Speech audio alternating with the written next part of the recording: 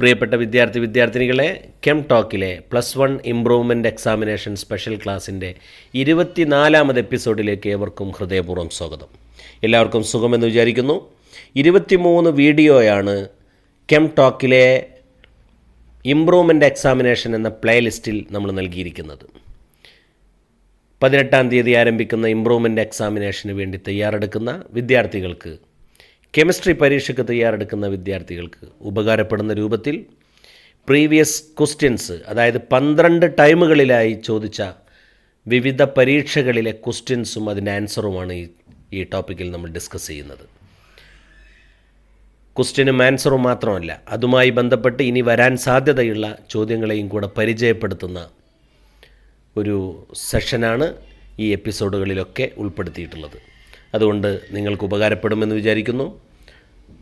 ഒരുപാട് വിദ്യാർത്ഥികൾ എൻ്റെ വാട്സപ്പ് നമ്പറിലേക്ക് മെസ്സേജുകൾ അയക്കുന്നു. വളരെ നല്ല സന്തോഷമുണ്ട് എന്നറിയിക്കുന്നു. ക്ലാസ്സുകൾ കേട്ട് അത് ഉപകാരപ്പെടുന്നു എന്നറിയിക്കുന്നു. സന്തോഷം നിറഞ്ഞതാണ്.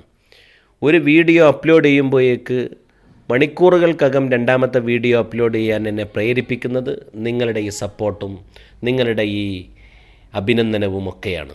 തീർച്ചയായും പരീക്ഷയ്ക്ക് മുന്നേ എല്ലാ പാഠഭാഗങ്ങളും തീർക്കാനുള്ള ഓട്ടത്തിലും കൂടിയാണ് ഞാൻ. പ്രിയപ്പെട്ട മക്കളെ, നിങ്ങൾക്കിത് ഉപകാരപ്പെടട്ടെ എന്ന് ആശംസിച്ചുകൊണ്ട് ഇന്ന് നമ്മൾ ഡിസ്കസ് ചെയ്യുന്നത് 12ാമത്തെ ചാപ്റ്റർ, അതായത് organic chemistry some basic principle and technique എന്ന ചാപ്റ്ററിലെ 3ാമത്തെ പാർട്ടാണ്. 2 പാർട്ട് നമ്മൾ ഓൾറെഡി ഡിസ്കസ് ചെയ്തു. 27ാമത്തെ ക്വസ്റ്റ്യൻ വരെ നമ്മൾ ഡിസ്കസ് ചെയ്തു. ഇന്ന് നമ്മൾ 28ാമത്തെ ക്വസ്റ്റ്യനിലേക്ക് വരുന്നു. അപ്പോൾ നമുക്ക് തുടങ്ങാം അല്ലേ? 28ാമത്തെ ക്വസ്റ്റ്യൻ സ്ക്രീനിലേക്ക് നോക്കൂ. Organic compounds have to be purified before analysis. Organic കോമ്പൗണ്ടിൻ്റെ അനാലിസിസിന് മുന്നേ ഓർഗാനിക് കോമ്പൗണ്ട് എന്ത് ചെയ്യണം? ഹാവ് ടു ബി പ്യൂരിഫൈഡ്, ശുദ്ധീകരിക്കേണ്ട ആവശ്യമുണ്ട്. അപ്പോൾ ഓർഗാനിക് കോമ്പൗണ്ടിൻ്റെ ശുദ്ധീകരണവുമായി ബന്ധപ്പെട്ട ചില ക്വസ്റ്റ്യൻസാണ് നമുക്ക് നോക്കാനുള്ളത്. Number 1, which type of liquids can be purified using distillation under reduced pressure? Distillation under reduced pressure എന്ന പ്യൂരിഫിക്കേഷൻ മെത്തേഡ് ഏത് ടൈപ്പ് ലിക്വിഡിനാണ് ഉപയോഗിക്കുന്നത്? Suggest an example. പ്രത്യേകം ഓർക്കാനുള്ളത്, ഹൈ ബോയിലിംഗ് പോയിൻ്റുള്ള ലിക്വിഡ്സിനെയും മാത്രവുമല്ല ആ ബോയിലിംഗ് പോയിൻ്റ് എത്തുമ്പോഴേക്ക് ഡീകമ്പോസ് ചെയ്ത് മാറുന്ന ചില ലിക്വിഡ്സ് ഉണ്ടാവും. ലിക്വിഡ്സിനെ നമ്മളിങ്ങനെ തിളപ്പിക്കാൻ വേണ്ടി ചൂടാക്കി വരുന്ന സമയത്ത് തിളക്കുന്നതിൻ്റെ മുന്നേ ആ ലിക്വിഡ് തന്നെ വേറെ ഏതെങ്കിലും ലിക്വിഡായിട്ട് മാറുന്നു എന്ന് കരുതുക. അത് ഡീകമ്പോസ് ചെയ്ത് വേറെ കോമ്പൗണ്ടായിട്ട് മാറുന്നു എന്ന് കരുതുക. അങ്ങനെ മാറുന്ന ഒരു കോമ്പൗണ്ടാണ് ഗ്ലിസറോൾ. ഗ്ലിസറോൾ നമ്മളിങ്ങനെ ചൂടാക്കി വരുമ്പോൾ ഗ്ലിസറോൾ എന്ത് ചെയ്യുന്നറിയാം നിങ്ങൾക്ക്? വേറെ കീറ്റോണും ആൽഡിഹൈഡൊക്കെ ആയിട്ടാണ് മാറും. അങ്ങനെ മാറുമ്പോൾ നമുക്ക് യഥാർത്ഥത്തിൽ ആ കോമ്പൗണ്ട് കിട്ടില്ല. അതുകൊണ്ട് പ്യൂരിഫിക്കേഷൻ ടെക്നിക്കിൽ നമ്മൾ എന്ത് ചെയ്യുമെന്ന് വെച്ചാൽ ഡിസ്റ്റിലേഷൻ അണ്ടർ റെഡ്യൂസ്ഡ് പ്രഷർ എന്ന ടെക്നിക്ക് യൂസ് ചെയ്യും. അങ്ങനെ ടെക്നിക്ക് യൂസ് ചെയ്താലുള്ള സൗകര്യം എന്താണെന്ന് വെച്ചാൽ പ്രഷർ കുറയുമ്പോൾ ബോയിലിംഗ് പോയിൻ്റ് കുറയും. ബോയിലിംഗ് പോയിൻ്റ് കുറയുമ്പോൾ ആ പദാർത്ഥം ഡീകമ്പോസ് ചെയ്യില്ല. അങ്ങനെ പദാർത്ഥത്തെ, ലിക്വിഡിനെ ബോയിൽ ചെയ്യുമ്പോൾ ഡീകമ്പോസ് ചെയ്യുന്ന സാഹചര്യം ഒഴിവാക്കാനാണ് ഡിസ്റ്റിലേഷൻ അണ്ടർ റെഡ്യൂസ്ഡ് പ്രഷർ എന്ന പ്യൂരിഫിക്കേഷൻ മെത്തേഡ് യൂസ് ചെയ്യുന്നത്. Okay, example, glycerol can be separated from spend lime. Soap നിർമ്മിക്കുമ്പോൾ ആ സോപ്പ് ക്രിസ്റ്റലൈസ് ചെയ്താൽ ബാക്കിയുള്ള സൊല്യൂഷൻ ഉണ്ടല്ലോ, ആ സൊല്യൂഷനെയാണ് സ്പെൻഡ് ലൈ എന്ന് പറയാം. ആ സ്പെൻഡ് ലൈയിൽ ഇഷ്ടം പോലെ ഗ്ലിസറോൾ ഉണ്ടാവും. ആ സ്പെൻഡ് ലൈയിൽ നിന്ന് ഗ്ലിസറോളിനെ വേർതിരിക്കുന്നത് ഏത് മെത്തേഡ് ഉപയോഗിച്ചിട്ടാണ്? Distillation under reduced pressure use ചെയ്തിട്ടാണ്. റെഡി? അതിൽ B, name the 2 main types of chromatographic technique based on the principle of differential adsorption. Differential adsorption എന്ന തത്വത്തെ അടിസ്ഥാനമാക്കി പ്രവർത്തിക്കുന്ന 2 ടൈപ്പ് ക്രോമറ്റോഗ്രാഫിക് ടെക്നിക്കിൻ്റെ പേര് പറയുക. ഒന്ന്, കോളം ക്രോമറ്റോഗ്രഫി. ചിത്രം വേണോ? കോളം ക്രോമറ്റോഗ്രഫിക്ക് കാണാം, എന്നാലും കണ്ടോളൂ ചിത്രം. വേറൊന്നാണ് തിൻ ലെയർ ക്രോമറ്റോഗ്രഫി. രണ്ടിൻ്റെയും ചിത്രം കാണാം. തൽക്കാലം ആ പേര് പഠിച്ചു വെക്കുക. കോളം എന്ന് പറഞ്ഞാൽ ഒരു ട്യൂബിനകത്ത് അഡ്സോർബൻ്റ് നിറച്ച് അതിലേക്ക് സെപ്പറേറ്റ് ചെയ്യേണ്ട മിക്സറിന് ഒഴിച്ചു കൊടുക്കും. അപ്പോൾ അതങ്ങനെ സെപ്പറേറ്റ് ചെയ്തിട്ട് പൊട്ടിൽ തേങ്ങ പോലെ ഇങ്ങനെ കളറായിട്ട് വേറെ വേറെ സെപ്പറേറ്റ് ചെയ്ത് വെക്കും. മറ്റൊന്ന് തിൻ ലെയർ ക്രൊമറ്റോഗ്രഫി. ഒരു ഷീറ്റ് ഗ്ലാസ് പ്ലേറ്റിൻ്റെ മുകളിൽ അഡ്സോർബൻറ്റ് പേസ്റ്റ് ചെയ്തിട്ട് അതിനെ നമ്മളൊരു സോൾവെൻറ്റിൽ ഇറക്കി വെച്ച് അതിലെ കോമ്പോണൻറ്റ് സെപ്പറേറ്റ് ചെയ്യുന്ന പ്രോസസ്സാണ്. Okay, ready. C, in the Lassaigne test for the halogen they are precipitated as. Lassaigne ടെസ്റ്റിൽ ഹാലോജൻ പ്രസിപ്പിറ്റേറ്റ് ചെയ്യുന്നത് സിൽവർ ഹാലൈഡ് ആയിട്ടാണ്. Silver halide. അപ്പോൾ ഇതേ ക്വസ്റ്റ്യൻ തന്നെ in the Lassaigne test for halogen. Halogen എന്നുള്ളതിന് പകരം ക്ലോറിൻ എന്നാണെങ്കിൽ എന്താ പ്രസിപ്പിറ്റേഷൻ? Silver chloride. ബ്രോമിൻ എന്നാണെങ്കിലോ സിൽവർ ബ്രോമൈഡ്. അയോഡിൻ എന്നാണെങ്കിലോ സിൽവർ അയോഡൈഡ്. ഓർത്തിരിക്കണം. അടുത്ത, in what form nitrogen estimated in Dumas method. Dumas മെത്തേഡിൽ നൈട്രജനെ ഏത് ഫോമിലാണ് നമ്മൾ എസ്റ്റിമേറ്റ് ചെയ്യുന്നത്? നൈട്രജൻ ഗ്യാസിൻ്റെ ഫോമിലാണ്. നല്ല ഓർത്തിരിക്കണേ ഡ്യൂമാസ് മെത്തേഡിൽ. അപ്പോൾ ഒരു പ്രധാന കാര്യമുണ്ട്, നൈട്രജൻ എസ്റ്റിമേറ്റ് ചെയ്യുന്ന വേറൊരു മെത്തേഡാണ് ജൽദാസ് മെത്തേഡ്. ജൽദാസ് മെത്തേഡിൽ നൈട്രജൻ എസ്റ്റിമേറ്റ് ചെയ്യുന്ന ഏത് ഫോമിലാണ്? അമോണിയയുടെ ഫോമിലാണ്, NH3യുടെ ഫോമിലാണ്. ഓർത്തിരിക്കുക, ജൽദാസിൽ NH3, ഡ്യൂമാസിൽ ഡൈ നൈട്രജൻ. ഓർക്കാൻ സുഖമല്ലേ? Di nitrogen Dumas. ഓക്കെ, 29ാമത്തെ question. Many chemical properties of organic compound can be explained on the basis of electron displacement effect. Electron displacement എഫക്റ്റിലൂടെയാണ് ഓർഗാനിക് കോമ്പൗണ്ടിൻ്റെ കെമിക്കൽ പ്രോപ്പർട്ടി എക്സ്പ്ലെയിൻ ചെയ്യുന്നത്. What is resonance effect? ഒരുപാട് electronic ഇഫക്റ്റുകളുണ്ട്. Resonance effect ഉണ്ട്, mesomer effect ഉണ്ട്, അതുപോലെ inductive effect ഉണ്ട്, hyperconjugation ഉണ്ട്. അതിലൊന്നാണ് റെസൊണൻസ് ഇഫക്റ്റ്. അതാണ് ചോദിച്ചത്. What is resonance effect? നമ്മൾ നേരത്തെ പറഞ്ഞതാണ്, ചാർജ് ഉണ്ടാവുന്ന പ്രതിഭാസമാണ് റെസൊണൻസ് ഇഫക്റ്റ്. എങ്ങനെ ചാർജ് ഉണ്ടാവുക? By the movement of 2 pi bonds. 2 pi ബോണ്ടുകൾ ഇങ്ങനെ മൂവ് ചെയ്യുക, അല്ലെങ്കിൽ ഒരു പൈ ബോണ്ടും ഒരു ലോൺ പെയർ ഇലക്ട്രോണും തമ്മിൽ എന്ത് ചെയ്യുക? മൂവ് ചെയ്യുക. മൂവ് ചെയ്യുക എന്നുള്ള ഇൻ്ററാക്ട് ചെയ്യുക എന്ന് വേണമെങ്കിൽ പറയാം. Interaction of 2 pi bond. 2 pi ബോണ്ടുകളുടെയോ അല്ലെങ്കിൽ ഒരു പൈ ബോണ്ടും ഒരു ലോൺ പെയറിൻ്റെയോ ഇൻ്ററാക്ഷൻ കൊണ്ട് ചാർജ് ഉണ്ടാകുന്ന പ്രതിഭാസത്തിനാണ് എന്ത് പറയുക? റെസൊണൻസ് ഇഫക്റ്റ് എന്ന് പറയുക. എക്സാമ്പിള്, +R ഇഫക്റ്റും ഉണ്ട്, -R ഇഫക്റ്റും ഉണ്ട്. +R ഇഫക്റ്റിന് കാരണമായ ആളാണ് അമോണിയയുടെ NH2 ഗ്രൂപ്പ്. അമീൻസ്, അനിലിൻ എന്ന് പറയുന്നതിലുള്ള NH2, ഫീനോൾ എന്നതിലെ OH. അപ്പോൾ OH NH2 ഗ്രൂപ്പുകളൊക്കെ +R ഇഫക്റ്റാണ്. -R ഇഫക്റ്റിന് കാരണമായ ആളാണ് ബെൻസീനിൽ NO2 ഗ്രൂപ്പ് വരിക, ബെൻസീനിൽ COOH ഗ്രൂപ്പ് വരിക, ആസിഡ് ഗ്രൂപ്പും നൈട്രോ ഗ്രൂപ്പും. ഓക്കെ, അടുത്ത ക്വസ്റ്റ്യനിലേക്ക് പോയാലോ? 30ാമത്തെ ക്വസ്റ്റ്യൻ. റിപ്പീറ്റഡായി വന്നൊരു ക്വസ്റ്റ്യൻ ആണ് എന്നുള്ളത് പ്രത്യേകം ശ്രദ്ധിക്കണം. ഇതേ ഒരു ക്വസ്റ്റ്യൻ നേരത്തെ വന്നിട്ടുണ്ട്. Give the complete condensed and bond line formula of 2-methyl pentane and chlorocyclohexane. കണ്ടോ, അവിടെ കൊടുത്തിട്ടുണ്ടതാ 2-methyl pentane. 5 കാർബണുള്ള അല്ലേ, 5 കാർബൺ ഒരു ചെയിനാക്കി ചെയ്താൽ അതിലെ 2ാമത്തെ കാർബൺ മേലെ ഒരു മീഥൈൽ ഗ്രൂപ്പ് ഇങ്ങനെ തൂങ്ങിക്കിടക്കുന്നുണ്ട്. ഓക്കെ, റെഡി അല്ലേ? ബുദ്ധിമുട്ടൊന്നുമില്ലല്ലോ. കംപ്ലീറ്റ് സ്ട്രക്ചറാണ് ആദ്യം കാണിച്ചത്. അങ്ങനെ ഓരോ കാർബണും ഒന്നും പോകുന്ന ഹൈഡ്രജനെയും എല്ലാം ഇങ്ങനെ പ്രത്യേകം ഇങ്ങനെ കാണിച്ചിട്ടുണ്ട്. പിന്നെ അതിൻ്റെ കണ്ടൻസ് ചുരുക്കി എഴുതി CH3. കണ്ടോ, സീമേൽ 3 ഹൈഡ്രജൻ ഉണ്ട് എന്ന് അതിൻ്റെ അർത്ഥം, CH3. അങ്ങനെ കണ്ടൻസ് ചെയ്ത് എഴുതി. പിന്നെ ബോണ്ട് ലൈൻ കണ്ടോ നിങ്ങൾ, എത്ര കാർബൺ ഉണ്ട്? 5 എണ്ണം ഉണ്ട്. അപ്പോൾ 5 എണ്ണം വരാൻ വേണ്ടി എത്ര മടക്ക് വേണം? 3 വളവുണ്ടായാൽ മതി. ഒരു ലൈനിന് 3 വളവ് വന്നാൽ ആ 3 സ്ഥലത്തും കാർബണാണ്. പിന്നെ ആ എൻഡിലൊരു കാർബൺ, ഈ എൻഡിലൊരു കാർബൺ. മൊത്തം 5 കാർബണായി. 2ാമത്തെ കാർബണുമിൽ ഒരു മീഥൈൽ ഗ്രൂപ്പ് തൂങ്ങിക്കിടക്കുന്നുണ്ട്. അപ്പോൾ അതിൽ ഒരു വരതായോട്ട്. ഓക്കെ, വിശദീകരണം ആവശ്യമുണ്ടോ? സൈക്ലോഹെക്സൈൻ. ഹെക്സൈൻ എന്ന് പറഞ്ഞാൽ റിങ്ഡായ റിങ് സ്ട്രക്ചേർഡായ ഹെക്സൈനാണ്. അപ്പോൾ 6 കാർബണുള്ള റിങ് സ്ട്രക്ചേർഡ് കോമ്പൗണ്ട് ചെയ്ത് എന്നിട്ട് അതിൽ ഒരു കാർബണുമിൽ Cl വരിക.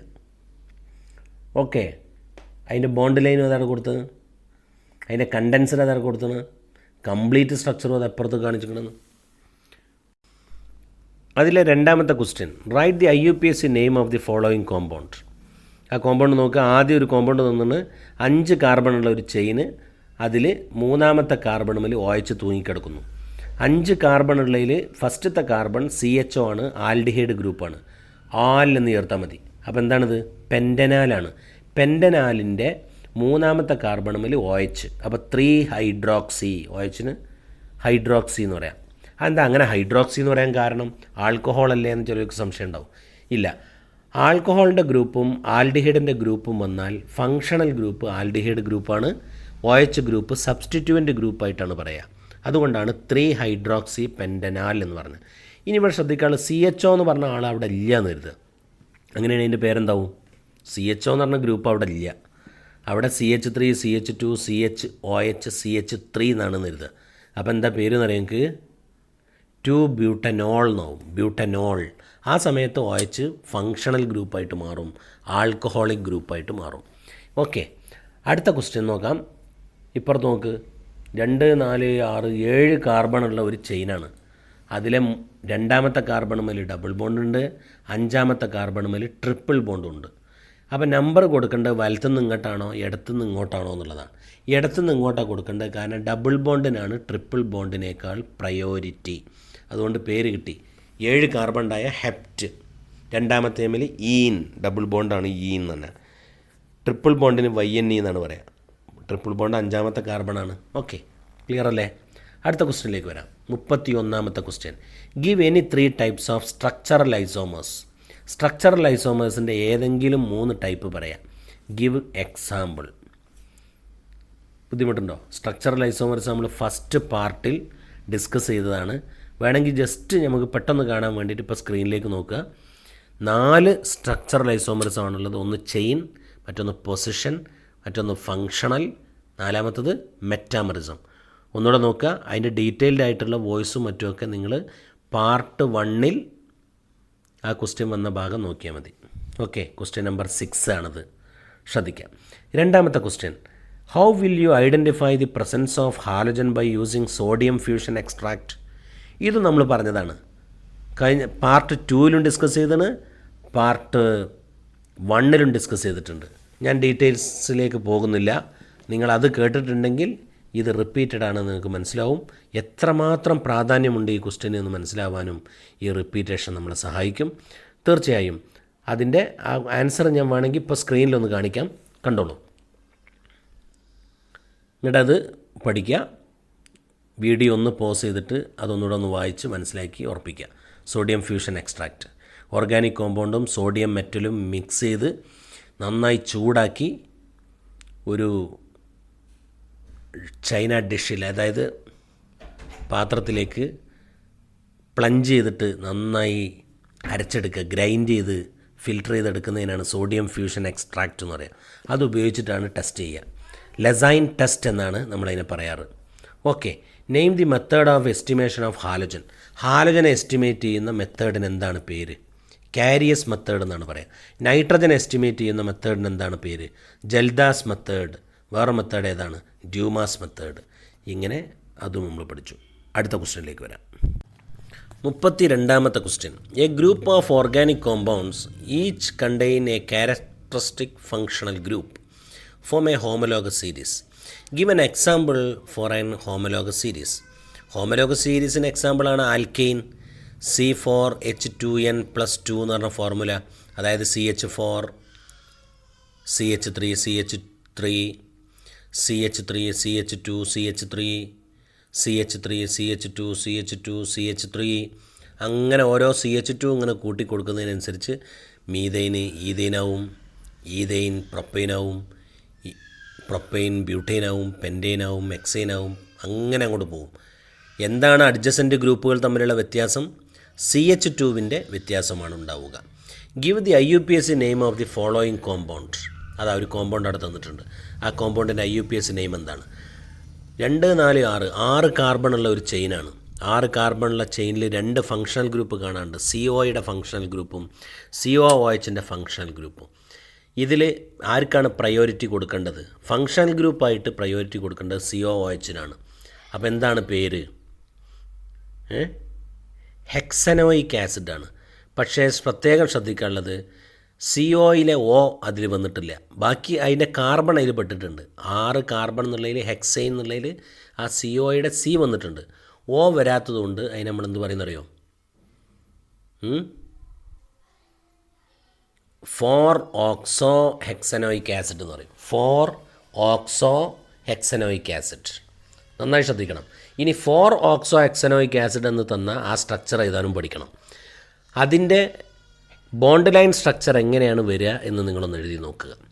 അടുത്തത്, write the metamers corresponding to molecular formula C4H10O. C4H10O എന്ന മോളിക്കുലർ ഫോർമുലയുള്ള ആളുടെ മെറ്റാമേഴ്സ് എഴുതുക. മെറ്റാമേഴ്സ് എന്ന് പറഞ്ഞാൽ ഫങ്ഷണൽ ഗ്രൂപ്പിൻ്റെ അപ്പുറം ഇപ്പുറമുള്ള കാർബണിൻ്റെ നമ്പറിൽ വ്യത്യാസം വരിക. അപ്പോൾ നമുക്ക് ഒരാൾ എഴുതിയത് അത് കാണുമ്പോൾ മനസ്സിലായിക്കോളും. CH3O, CH2, CH2, CH3. 4 carbon ഉണ്ട്. അതിൽ 3 കാർബൺ ഓയുടെ ഇപ്പുറത്തും വേറെ 1 കാർബൺ അപ്പുറത്തുമാണ്. എന്നാൽ അടുത്ത ഐസോമറിൽ നോക്ക്, ഓക്സിജൻ്റെ അപ്പുറം ഇപ്പുറമുള്ള കാർബണിൻ്റെ എണ്ണം ഈക്വലാണ്. ഇങ്ങനെ ഫങ്ഷണൽ ഗ്രൂപ്പിൻ്റെ അപ്പുറവും ഇപ്പുറവുമുള്ള കാർബണിൻ്റെ എണ്ണത്തിൽ വ്യത്യാസം വരികയാണെങ്കിൽ അതിനാണ് മെറ്റാമേഴ്സ് എന്ന് പറയാം. Okay. 33. Different techniques are used for the purification of organic compound based on their nature. ഇതേ ക്വസ്റ്റ്യൻ നേരത്തെ വന്നതാണ്. Suggest a suitable method for the separation of mixture of aniline and water. വാട്ടറും അനിലിനും ഉണ്ട്. ഇവരെ സെപ്പറേറ്റ് ചെയ്യാനുള്ളൊരു മെത്തേഡ് എന്താണ്? കാരണം അനിലിനും വാട്ടറും മിക്സ് ചെയ്ത് കിടക്കുമ്പോൾ അതിന് സെപ്പറേറ്റ് ചെയ്യാൻ എന്താണ് മാർഗം? നമുക്ക് ഉപയോഗിക്കാനുള്ള മെത്തേഡാണ് സ്റ്റീം ഡിസ്റ്റിലേഷൻ യൂസ് ചെയ്താൽ മതി. Okay. Give the chemical name of the compound responsible for the blue colour in the Lassaigne test of nitrogen. നൈട്രജൻ്റെ ലെസൈൻ ടെസ്റ്റിൽ നമുക്ക് ബ്ലൂ കളർ കിട്ടും. ആ ബ്ലൂ കളർ കിട്ടുമ്പോഴാണ് നമ്മൾ നൈട്രജൻ ഉണ്ട് എന്ന് മനസ്സിലാക്കുക. അവിടെ ഉണ്ടായ ആ ബ്ലൂ കളറിന് കാരണമായ കോമ്പൗണ്ട് ഏതാണ്? ഫെറിക് ഫെറോസയനൈഡ് എന്ന് പറയുന്ന കോമ്പൗണ്ടാണ്. ഫെറിക് ഫെറോസയനൈഡ്. അയൺ 3 ഹെക്സാസയനോഫെറൈറ്റ് എന്നതിൻ്റെ IUPAC നെയിം. അത് പഠിച്ചില്ലെങ്കിൽ തിരക്കടില്ല, ഇത് പഠിച്ചു നോക്കണം. Prussian blue. എന്താ പേര്?